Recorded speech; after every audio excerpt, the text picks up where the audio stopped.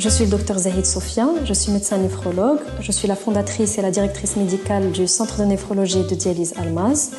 Alors, je suis spécialiste dans tout ce qui est maladie rénale, que ce soit aiguë ou chronique, le suivi de la maladie rénale chronique, je traite également les maladies lithiasiques, l'hypertension artérielle, je fais aussi de l'hémodialyse et tout ce qui a trait à la transplantation rénale, donc de la préparation au suivi post-transplantation.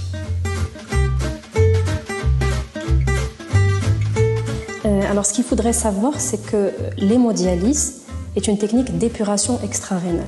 C'est-à-dire que l'on extrait le sang du patient, on le fait passer à travers un circuit extracorporel pour l'épurer et ensuite le rendre au patient. Donc, c'est un circuit extracorporel. Et donc, qui dit circuit extracorporel dit contact direct avec le sang. Donc, c'est ce qui fait que c'est une activité médicale des plus génératrices de déchets médicaux. Et donc, il est très important d'en faire une priorité. Alors, lors de l'exercice de notre activité, on distingue deux types de déchets. Donc, il existe d'une part les déchets tranchants ou piquants, donc à l'instar des aiguilles de ponction des fistules artério-veineuses et également les aiguilles des seringues, d'une part.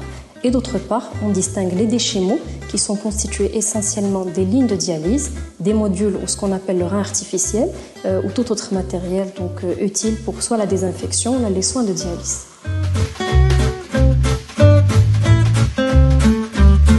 Alors, ce qu'il faudrait savoir, c'est que tout centre de néphrologie génère plusieurs centaines de kilos par mois, donc ce qui est considérable. Et donc, il est primordial de faire du tri des déchets médicaux une priorité au sein du centre.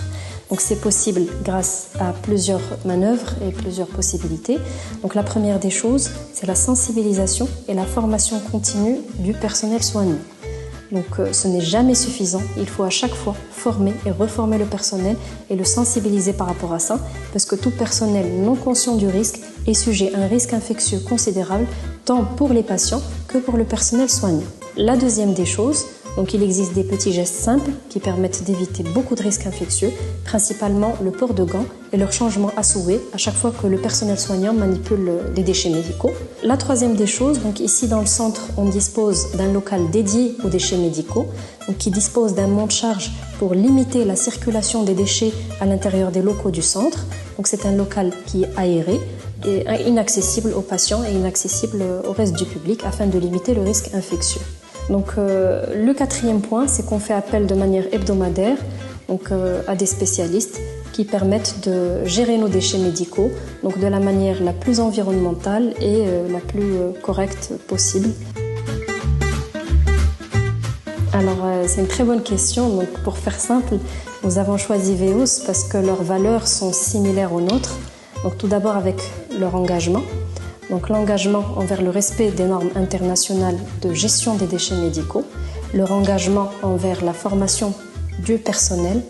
Donc nous avons aussi choisi Veos initialement pour l'accompagnement qui nous ont permis lors de nos débuts, donc un service de qualité, un service qui est réactif et ponctuel, avec en plus donc nous avons l'occasion d'avoir un certificat de collecte donc à chaque ramassage.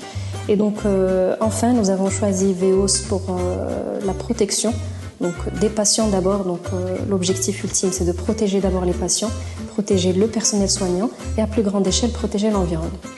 Ensemble pour une gestion responsable des déchets médicaux, pour notre santé, pour notre environnement.